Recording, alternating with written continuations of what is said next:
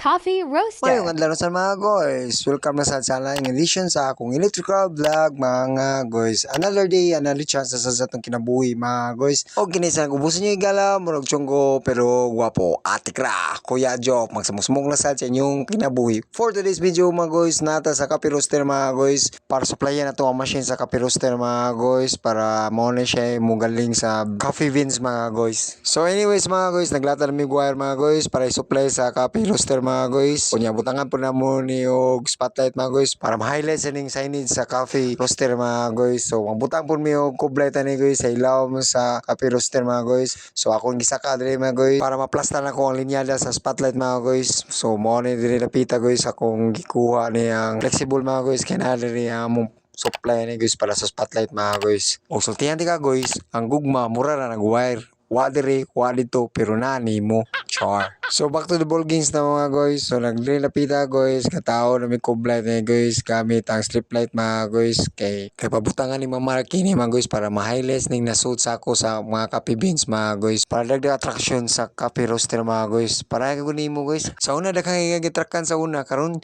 siya na. Char. O gamo rin i-function ng kublight mga guys. So makita nyo guys, siga na ang strip light mga guys. So na-highlights na niya mga sako sa coffee beans mga guys. O mahinaot po ko guys nga ang gugma sa imuyab naka-highlight sa imuha. Char. O pasensya na guys sa ato sa nahikling atong electrical vlog mga guys. Ari sa ta mag-focus sa mga installer mga guys. Yun sa pagtao nila ning PVC kugon mga guys. Kaya interesting kay guys ba. Kaya karon pa ko nakabantay na guys nga pwede din ni siya. Hindi ko bilin mga guys kay hapit na naman Disyembre mga guys. So ang ayan ni siya mo nung patop sa bilin mga guys. Nice idea mga guys no.